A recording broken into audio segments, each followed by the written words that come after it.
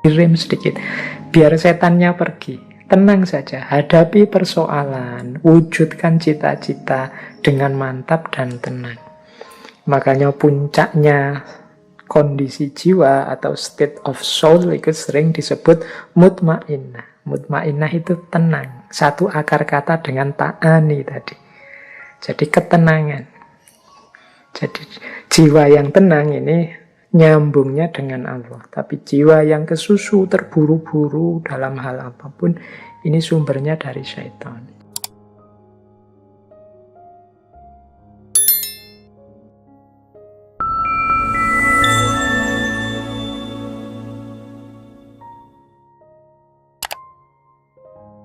Assalamualaikum warahmatullahi wabarakatuh.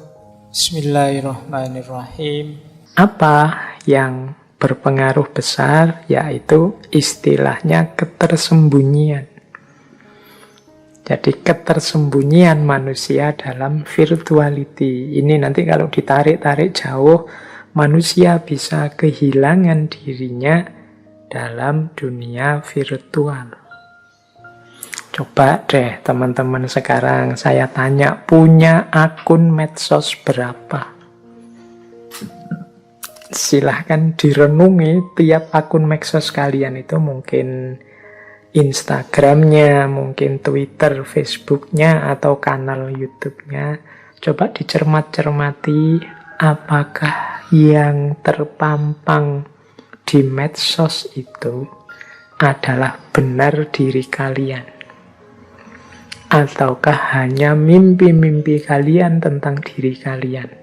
Ataukah keinginan-keinginanmu tentang dirimu? Atau jangan-jangan kebalikannya, pemberontakan-pemberontakanmu tentang hidupmu? Ini karena dalam virtuality lah semuanya serba mungkin. Mungkin ada banyak kegeraman-kegeraman, kegelisahan-kegelisahan yang kita tidak bisa mengungkapkannya di dunia nyata. Akhirnya kita lampiaskan di dunia maya. Mungkin kita sering jengkel, ingin menyerang sekelompok orang atau seseorang. Di dunia nyata tidak berani. Akhirnya kita masuklah ke dunia maya. Dan di dunia maya, kecenderungannya lebih aman. Mengapa? Kalau di dunia maya itu kita bisa membuat banyak identitas, bahkan tanpa batas. Jadi identitas itu bisa, teman-teman kan bisa itu, aslinya orangnya ndak iso guyon, tapi ndak bisa bergurau, tapi dalam postingannya itu selalu tentang yang lucu-lucu. Misalnya sudah terlanjur bikin akun Facebook atau akun YouTube yang cirinya adalah lucu-lucu. Nah, itu kan kita dipaksa oleh brand lucu tadi, tiap hari posting yang lucu-lucu. Meskipun kita sedang galau, sedang sedih, sedang marah, postingannya lucu. Orang terus menganggap kita, wah orang ini lucu ya. Terus dianggapnya kita lucu terus. Jadi identitasnya tidak kelihatan sesuai yang ingin kita bangun. Ya wis koyok ngaji filsafat ini mungkin ya. Teman-teman ngertinya saya itu pas ngaji kayak gini, pas ngomong filsafat yang dalam-dalam, gagasan-gagasan besarnya para tokoh. Mungkin teman-teman membayangkan, Pak Faiz itu mungkin tiap hari kalau diajak ngomong sehari-hari itu isinya dalam terus. Kalian ngertinya cuma itu saya menjalani hidup normal saja. Kalau pas ngaji memang materinya dalam, tapi dalam ngobrol biasa, ketemu temen, sama anak-anak, sama keluarga, sama saja seperti yang lain. Nggak mungkin sama anakku terus ngomong filsafat kelas tinggi, wahai anakku, ingatlah kebahagiaan dalam hati saja, kan nggak mungkin begitu. Tapi mesti sesuai levelnya dia. Tapi karena citra yang sudah terbangun di medsos, terus kalian menganggap saya itu sepenuhnya begitu. Diriku yang tersembunyi, tidak kelihatan. Jadi citranya tergantung sebagaimana yang tampil. Jadi dalam virtuality ada ketersembunyian. Termasuk lenyapnya diri kita kalau kita tidak hati-hati. Maka problem utama dari realitas virtual adalah kita sulit untuk memiliki orientasi. Kita kehilangan rujukan tentang diri kita sendiri. Siapa sih aku itu sebenarnya? Ya tak contohkan diriku sendiri saja biar nggak nunjuk orang lain. Misalnya, karena tiap hari kalian ngomong Pak Faiz itu kalau ngomong dalam, Pak Faiz itu kalau ngomong mesti maknanya banyak, daging semua macam-macam. Akhirnya saya sendiri terus terpengaruh. Sehingga kadang-kadang kalau ketemu kalian terus tak filsafat-filsafatkan ngomongnya, tak dalam-dalamkan, tak filosofi-filosofikan. Lama-lama terus aku kehilangan jati diriku. Aku ndak sadar hakikatku apa ya itu. Keinginanku apa ya itu. Tuntutan jiwaku selama ini apa itu. Lama-lama akhirnya seolah-olah saya yang dikte kalian, tapi diam-diam sebenarnya kalian yang dikte aku. Sehingga aku sendiri kehilangan jejak tentang diriku. Nah, ini ketersembunyian dan bahkan lenyapnya diri dalam virtualitas. Kalian mungkin juga akan mengalami begitu. Mungkin ada tokoh yang biasanya dia posting ilmiah-ilmiah. Sekarang kok posting begini ya, terus diprotes sama netizen banyak orang. Loh, dia kan juga manusia. Ya kadang-kadang dia ilmiah, kadang-kadang dia santai, kadang-kadang dia bergurau, kadang-kadang dia serius. Wajar saja. Bahkan sekali-sekali dia salah, manusiawi saja. Tapi kadang-kadang tuntutan virtuality tidak begitu. Karena kalian sudah membakukan identitas, membekukan tipenya setiap orang masing-masing orang. Akhirnya justru banyak orang kehilangan identitasnya dalam virtualitas. Ini belum saya sambungkan dengan yang ada pamrih kapital, ada target-target ekonomi, mungkin nyari like yang banyak, nyari follower yang banyak, nyari subscriber yang banyak, atau bahkan yang dibayar untuk posting dengan tujuan target tertentu. Semakin lenyaplah diri dan identitas dalam virtualitas. Sehingga katanya Virilio tadi, virtuality itu sebenarnya bukan simulasi, itu bukan permainan, tapi substitusi. Dia menggantikan dunia nyata. Kehidupan yang semula dunia maya, pada akhirnya rasanya seperti dunia nyata. Jadi ada ketersembunyian dalam virtuality. Nah, ini ada quotes yang saya bawa dari Virilio. These new technologies try to make virtual reality more powerful than actual reality, which is the true accident. The day when virtual reality becomes more powerful than reality will be the day of the big accident. Mankind never experienced such an extraordinary accident. Teknologi-teknologi baru itu berusaha untuk membuat realitas virtual lebih kuasa dibandingkan realitas aktual. Inilah kecelakaan yang sebenarnya. Hari ketika realitas virtual lebih kuasa dibandingkan realitas aktual akan menjadi kecelakaan besar. Manusia belum pernah mengalami kecelakaan sebesar ini. Jadi ya, dari sisi capaian-capaian peradaban, teknologi informasi kita itu luar biasa. Tapi jangan lupa seperti tadi, ada integral accident, ada kecelakaan, ada negativitas dibanding di balik capaian-capaian. Sehingga kita jangan hanya fokus menikmati, menghura-hurai, mengekstasi capaian-capaian teknologi informasi yang baru, tapi kita juga harus waspada dengan bahaya yang ditimbulkannya. Jadi mungkin sebentar lagi ada perubahan besar dalam tata hidup kita di dunia ini. Ya sebenarnya mulai kesadaran-kesadaran 4.0 dan macam-macam itu kan sebenarnya titik ketika peradaban manusia sebenarnya sebentar lagi akan berubah secara drastis.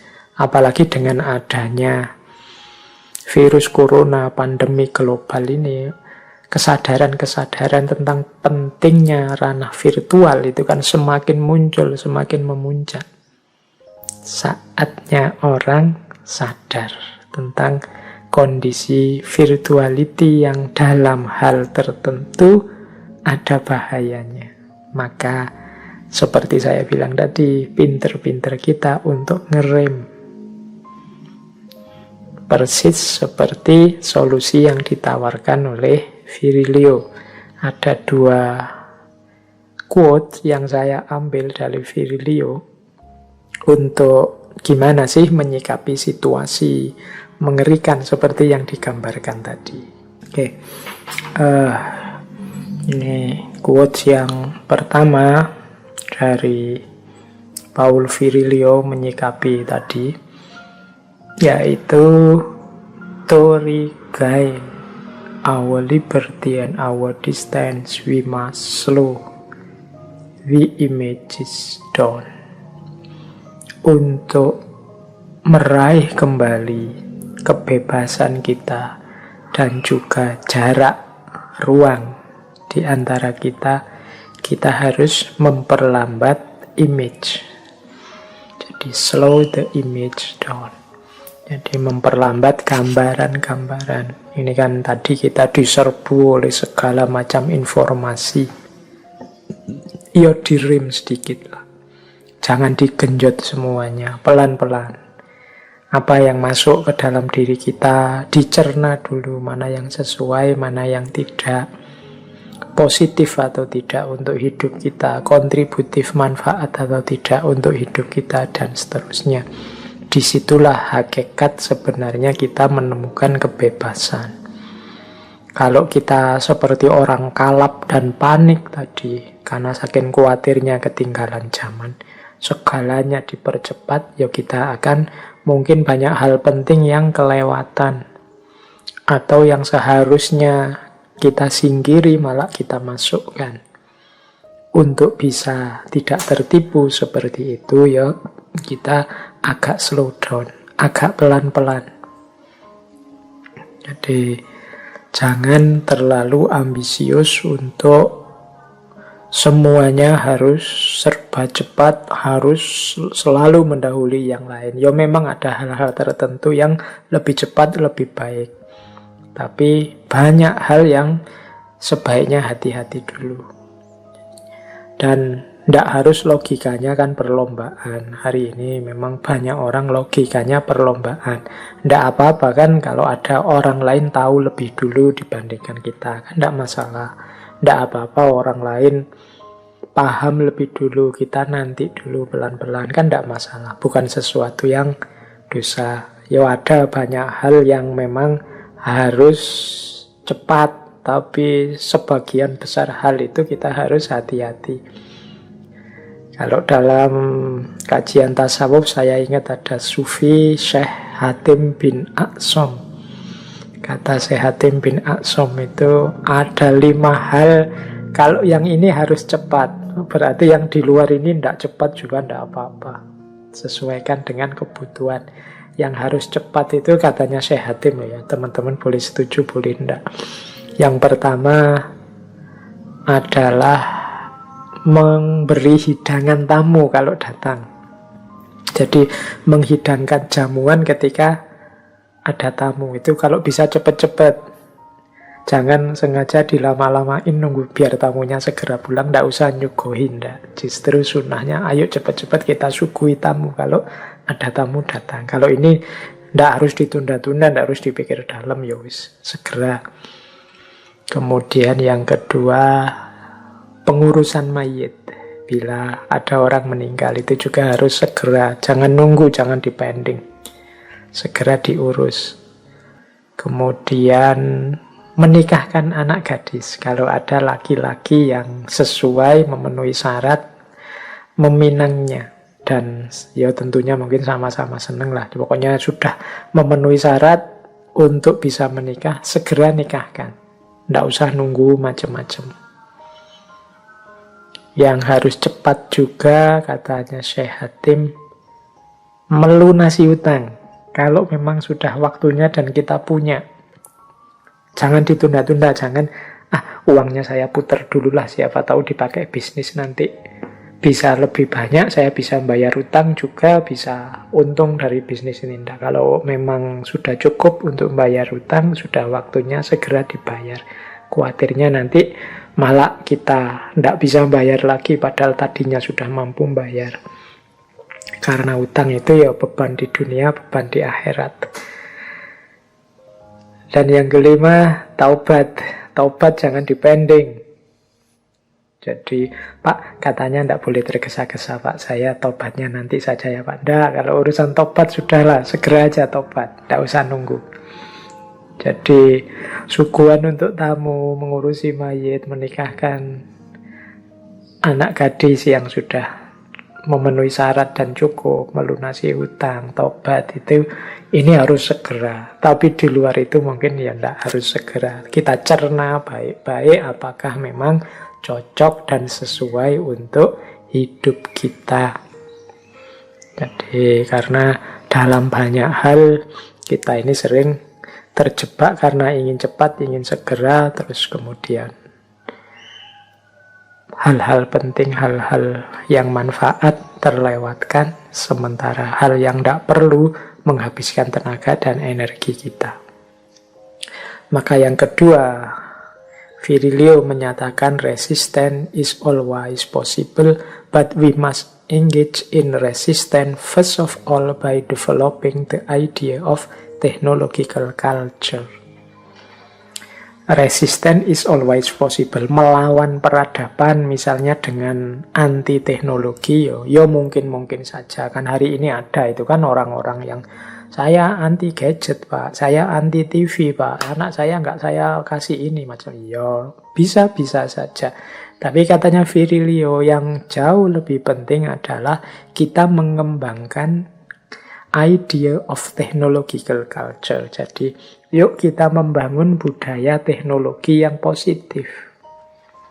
Jadi kita rancang cara hidup yang memanfaatkan IT secara maksimal tapi tidak merusak hidup kita. Apa mungkin begitu, Pak? Ya mungkin saja. Karena kelihatannya filosofi, hikmah, rancangan, pemahaman tentang teknologi secara mendalam itu kalah cepat dibandingkan produk-produk teknologinya. Sehingga kita selalu terlambat mengantisipasi tadi integral accident-nya. Kalau sudah ada kasus baru kita bingung. Begitu ada anak-anak kecanduan gadget baru kita diskusi macam-macam. Kita tidak pernah memprediksi secara serius sejak awalnya. Dan kita tidak pernah secara sengaja rancangan budaya teknologi yang positif hari ini itu seperti ini. Sesuai dengan norma kebangsaan kita, sesuai dengan norma keberagamaan kita, sesuai dengan nilai-nilai budaya kita. Ini mari kita rancang. Ini lebih penting dibandingkan perlawanan individual, insidental, perorangan. Anak-anak kita itu misalnya sudah tidak tak kasih gadget, ya mungkin nanti di luar dia pinjam gadgetnya temannya. Mungkin jauh lebih ambisius, nanti lebih rakus, lebih tamak karena selama ini dihalang-halangi. Sekarang akhirnya ingin meraih semuanya karena kemarin dihalang-halangi, begitu pegang sudah tidak berhenti-berhenti. Ada banyak yang semacam itu. Maka resisten yang sifatnya insidental ini ya boleh-boleh saja, silahkan. Tapi kalau bisa, mungkin yang punya kekuasaan dan berkepentingan dengan ranah ini membangun technological culture yang positif. Budaya teknologi yang tidak menyia-nyiakan temuan-temuan terbaru teknologi, tapi sekaligus tidak ditelan oleh teknologi sampai kehilangan kemanusiaan kita. Jadi ini PR peradaban. Karena kalau tidak, seperti katanya Virilio tadi, teknologi informasi hari ini, teknologi virtual hari ini akan jadi bahaya besar bagi kehidupan manusia.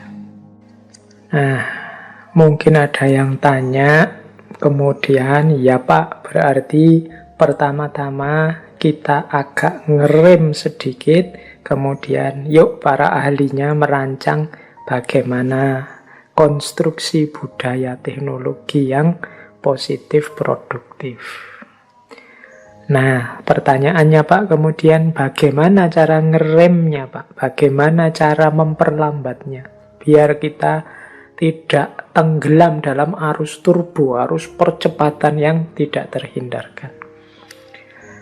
Nah, ada setidaknya 5 prinsip untuk slow down. Kalau ini sudah mulai masuk materi motivasinya.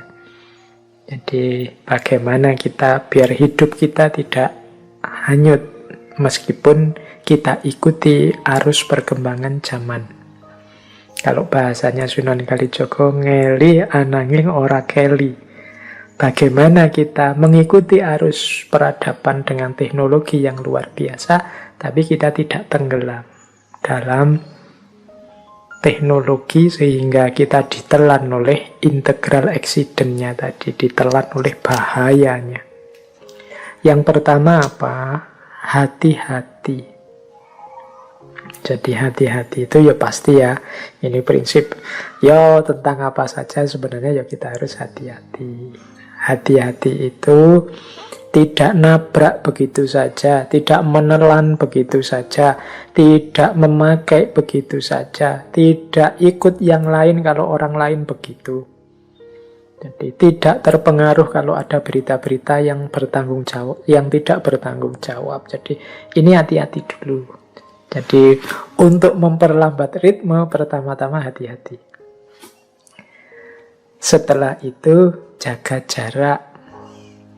Jaga jarak itu, mengapa sih harus jaga jarak? Ya karena kalau kita terlalu terlibat di dalamnya, susah untuk berhenti. Kalau kita ada dalam arus, ya kita susah melawan arus. Kita ambil jarak sedikit. Karena orang yang sangat terlibat itu biasanya susah objektif. Kalau sedang muter di situ, ya bagi kita ya segalanya lancar saja, baik saja. Tapi kita ambil jarak sebentar untuk membaca dari luar secara lebih objektif. Jadi menjaga jarak itu nanti mungkin malam hari kita lepaskan sebentar diri kita dari kesibukan rutinitas sehari-hari, terus kita renungi. Nanti mungkin ketemu penyakitnya. Oh iya ya, selama ini waktuku 75% habis hanya di depan gadget. Oh iya ya, ternyata masa pandemi di rumah ini aku tidak produktif lagi. Yang aku lakukan hanya hal-hal yang sifatnya konsumtif saja. Gara-gara gadget juga, apa-apa pesen tiap hari, hanya ngurusi apa yang ingin aku beli, mentang-mentang punya uang, mentang-mentang bisa beli online jarak jauh, jadi isinya di depan gadget terus. Kalau belanja-belanja, pesen makanan dan macam-macam, ya bukan salah, tapi kalau hanya itu terus, ya rasanya perlu diluruskan lagi, perlu dibenarkan lagi. Semoga tidak ada ini teman-teman yang kerjaannya selama pandemi ini ya seperti itu. Jadi asik terus dengan gadgetnya. Apalagi ada e-market itu. Tiap hari yang dilakukan hanya pesen-pesen, kemudian tiap hari hanya nunggu paket di kos-kosannya, di rumahnya masing-masing. Betapa gembiranya kalau paketnya datang. Bukan tidak boleh, tapi apa iya sih hidup kita warnanya hanya itu saja. Yuk menjaga jarak sebentar, wong kadang-kadang kita beli macam-macam juga terus kecewa. Kecewa karena ternyata tidak cocok dengan ekspektasi atau ternyata kita tidak butuh-butuh amat sih sama barang-barang itu, kita dimakan iklan saja misalnya. Itu gunanya menjaga jarak. Kemudian juga jangan lupa skeptis. Skeptis itu jangan gampang percaya lah, khususnya untuk informasi-informasi yang masuk. Pertanyakan dulu validitasnya. Kalau bahasanya agama, coba deh tabayun dulu. Jadi kita ini sering tertipu, apalagi kalau ada share pembagian informasi yang meminjam otoritas. Misalnya, ini yang bilang tokoh ini loh. Ini yang bilang ahlinya bidang ini loh. Ini ulama yang sudah ini loh itu. Coba deh kita uji lagi. Skeptis kita pertanyakan lagi, apa ya ini relevan untuk hidup kita. Mungkin memang benar karena mereka ahlinya, tapi relevansinya untuk hidup kita ini apa memang sesuai. Jadi pertanyakanlah, jangan kesusu ditelan. Eman-eman, kalau kesusu ditelan terus tidak cocok, karena memuntahkan yang sudah masuk itu lebih sulit dibandingkan kita tolak sebelum masuk. Yo kayak penyakit itu loh ya kan, preventif itu lebih mudah daripada kuratif, mencegah lebih mudah daripada mengobati. Maka ayo skeptis dulu. Saya tidak tahu, skeptis ini sering diucapkan dengan konotasi negatif, seolah-olah orang skeptis itu orang yang cerewet, tidak mudah menerima kebenaran. Sebenarnya gunanya adalah biar kita tidak tertipu oleh hal-hal yang seolah-olah benar. Kemudian verifikasi. Jadi verifikasi itu dibuktikan. Kalau ada orang ngomong, ini ulama ini ngomong, saya temukan di kitab ini, kemudian juz sekian, halaman sekian. Mbok yo teman-teman jangan males untuk ngecek, diverifikasi apa yo. Kadang-kadang kita itu tertipu hanya gara-gara ada rujukannya terus dianggap mesti ya. Nah, ya alhamdulillah kalau terus di screenshotkan rujukannya. Kadang-kadang pakai bahasa Inggris atau bahasa Arab sehingga kita juga tidak ngerti apa memang begitu maksudnya. Ya semoga memang benar, tapi kan bukan berarti kita telan begitu saja, tapi kita verifikasi, kita cek. Ini kayak zaman saya dulu kuliah itu, kalau ingin menang diskusi ya sudah, kita meminjam saja nama-nama tokoh besar. Nanti pendapatku mesti diterima, karena dianggapnya bukan pendapatku, tapi pendapatnya tokoh itu. Padahal apa ya tokohnya ngomong begitu, ya pastinya tidak, wong saya ngarang. Jadi kalau pas lagi asik diskusi itu, ngarang saya.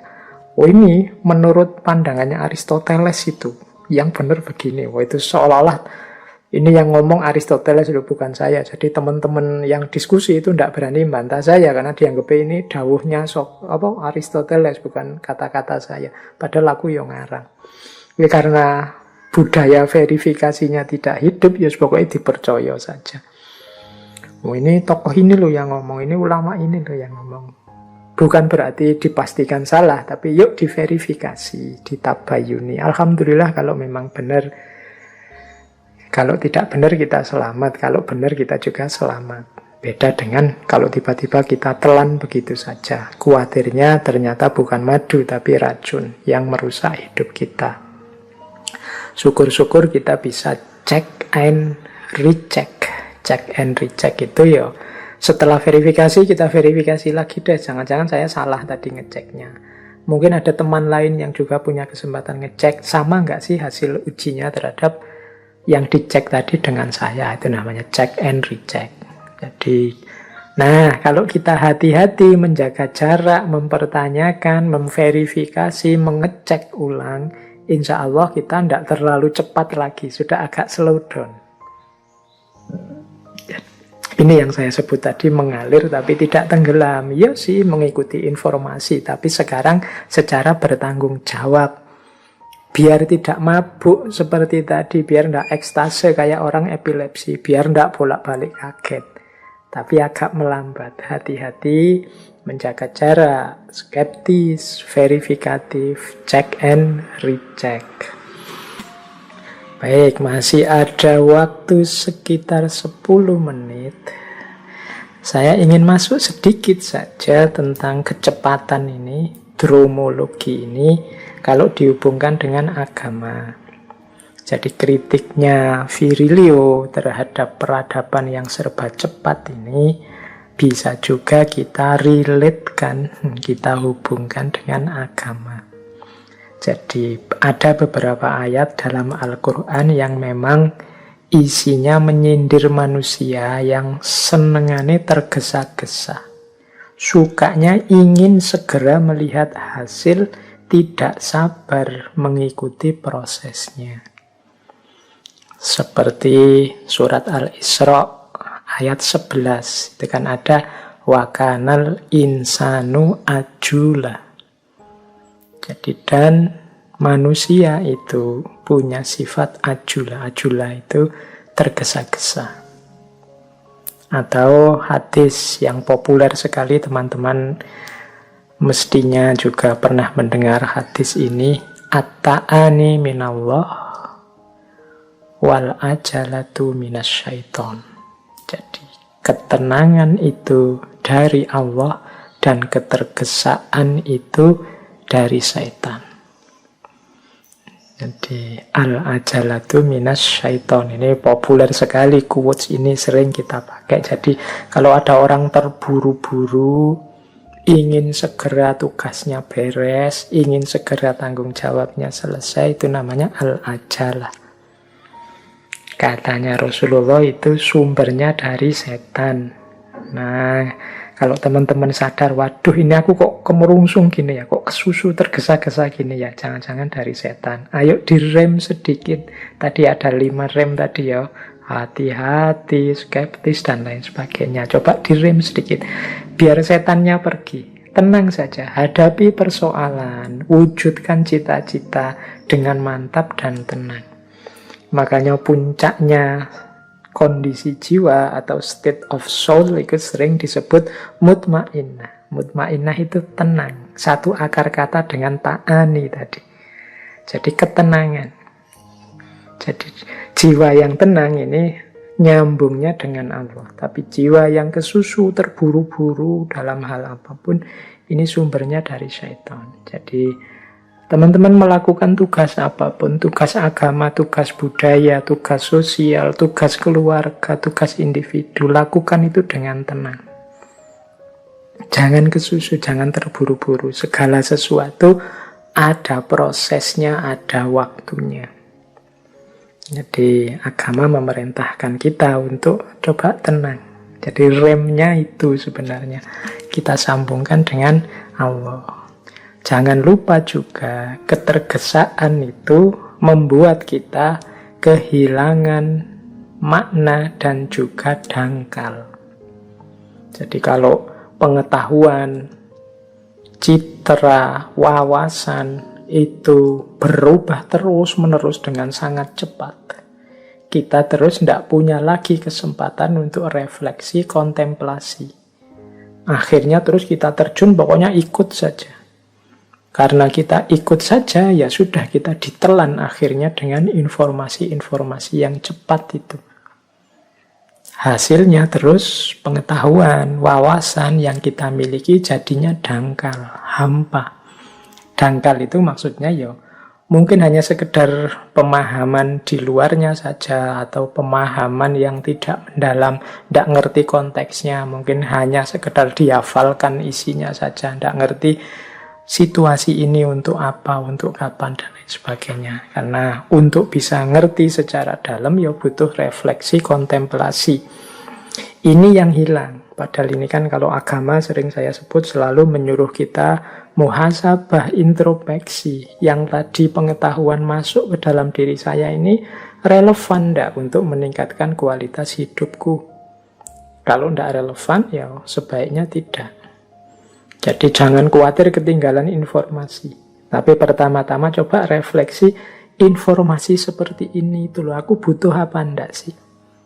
Kalau aku butuh, memerlukannya, apa butuh segera? Atau harusnya aku ikuti pelan-pelan dari dasar, dari pengantar, kemudian baru lanjutannya. Atau cukup aku ngerti, aku jalankan saja. Ini perlu refleksi-refleksi. Tidak sekedar hanya diikuti begitu saja. Nah, ini pentingnya.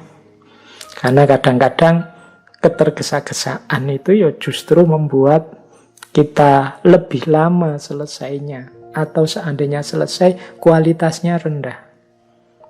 Saya ingat ada cerita dari tradisi Zen Buddhisme. Itu ada cerita seorang anak muda ingin menguasai ilmu pedang. Jadi dia ini terus mendatangi seorang guru yang ahli ilmu pedang. Datanglah dia ke guru itu, naik ke gunung tempat guru itu tinggal. Terus dia minta pada guru itu, "Wahai guru, tolong saya diajari ilmu pedang." Terus gurunya mengangguk, "Ya sudah, silahkan. Mari kita belajar ilmu pedang." Terus anak muda ini tanya, "Kalau saya belajar dengan tekun, serius, pokoknya mengambil waktu sampai lembur, kira-kira berapa lama saya bisa menguasai ilmu pedang?" Gurunya menjawab, "Ya sekitar 10 tahun lah." Wah, anak muda ini terus tanya lagi, "Wahai guru, ini ayah saya itu kan sudah tua, jadi saya harus juga menyisihkan waktu untuk merawat beliau. Kasihan kalau saya tinggal lama-lama sampai 10 tahun. Pokoknya saya janji lebih giat lagi berlatih, lemburnya saya tambah wis. Sampai berapa kira-kira?" Gurunya terus jawab, "Wah, kalau begitu ya engkau butuh waktu 20 tahun. Wah, tambah kaget ini, loh kok tambah lama? Katanya muridnya, "Guru, kok malah sekarang 20 tahun, tadi 10 tahun. Kalau gitu gini deh, saya melakukan apa saja wis. Mungkin tidak tidur, mungkin tidak makan, pokoknya biar saya bisa segera menguasai ilmu pedang ini. Kira-kira berapa lama waktu yang saya perlukan?" Gurunya terus ketawa, terus bilang, "Yo, kalau memang seperti itu, insya Allah," tidak ada insya Allahnya yang ceritanya dari tradisi Zen. "Kalau memang begitu, ya engkau akan memerlukan waktu 30 tahun, tambah lama lagi." Jadi ini mungkin ilustrasi ya, semakin tergesa-gesa, semakin ambisius, berarti semakin tidak tenang. Kalau semakin tidak tenang, semakin susah menginternalisasi ilmu. Jadi ini ilustrasi buat teman-teman, atau ya kalau dalam tradisi Islam bolehlah misalnya kisahnya dari Imam Hasan Al-Basri. Jadi satu ketika Imam Hasan Al-Basri ini cerita. Jadi beliau cerita ada seorang anak muda yang pamit pada seorang ulama, dia akan mengembara mencari ilmu. Maka dia minta nasihat pada ulama ini. Nah, ulama ini menasihati anak muda yang akan mengembara mencari ilmu ini, "Wahai anakku, ittaqillaha wasbir wala tastajil." Wahai anakku, kuncinya nanti engkau mencari ilmu, bertakwalah kepada Allah, sabarlah, dan jangan terburu-buru. Nah ini, dan ini nanti yang jadi sangunya, jadi bekalnya anak ini untuk belajar. Imam Hasan Al-Basri kemudian mengomentari nasihatnya ulama ini. Beliau berkata, "Fi hadzal khairu kullu." Dalam nasihat ini ada segala kebaikan. Jadi segala macam kebaikan itu bisa diringkas dalam 3 nasihat ini, yaitu bertakwalah pada Allah, sabarlah, dan jangan terburu-buru. Wong yo hasilnya orang belajar itu ilmunya kan tidak tergantung kita, tapi tergantung ridhonya Allah. Dengan bertakwa padanya, bersabar, kemudian tekun, tidak berburu-buru, insya Allah ridhonya Allah bisa jatuh pada kita. Nah ini wawasan-wawasan yang menurut saya penting untuk kita membuat rem dalam hidup kita, biar kecepatan hidup yang mempressure kita dari kiri kanan hari ini bisa kita kendalikan. Bukan berarti terus kita jadi males-malesan, apalagi terus tidak mau melakukan apa-apa, tapi lakukan segalanya efektif, oke, tapi jangan ceroboh, jangan sembrono, tetap hati-hati. Karena kadang-kadang seperti saya bilang tadi, kita kehilangan hikmah, manfaat, kita kemasukan yang tidak penting, yang sia-sia ketika kita tidak hati-hati. Baik, saya kira itu teman-teman untuk malam hari ini. Sebenarnya Virilio tadi masih harus saya bawa ke analogi-analoginya tentang pertempuran hari ini. Jadi beliau punya teori tentang pure war, perang yang murni. Perang murni ini perang setelah perang fisik selesai. Kita ini sebenarnya masih dalam situasi perang. Kemudian di situ ada pemanfaatan teknologi informasi, ada namanya administration of fear, bagaimana administrasi ketakutan dalam situasi perang hari ini. Perang yang jangan dibayangkan seperti perang fisik, dan juga bagaimana hari ini dengan teknologi informasi yang semakin meningkat, orang kemudian mendayagunakan logistic of perception. Jadi logistic of perception itu ya seperti punya saluran TV, punya channel YouTube, punya ini berarti kita punya logistic of perception. Jadi punya bekal untuk nuntun persepsinya orang. Ini juga prasyarat peperangan hari ini. Tapi karena waktu ya kita potong saja di dromologi. Mungkin lain waktu kita membahas, saya membayangkan nanti ada misalnya 1 bulan penuh membahas tentang filsafat perang. Nah, nanti Virilio ini bisa masuk lagi, karena memang concern beliau tentang perang. Meskipun tidak harus perang fisik, tapi justru perang hari ini lebih mengerikan dibandingkan perang fisik, kalau menggunakan teorinya Virilio. Tapi paling tidak malam hari ini kita sudah ngerti salah satu sisi peradaban kita hari ini, yaitu peradaban yang selalu menuntut kecepatan.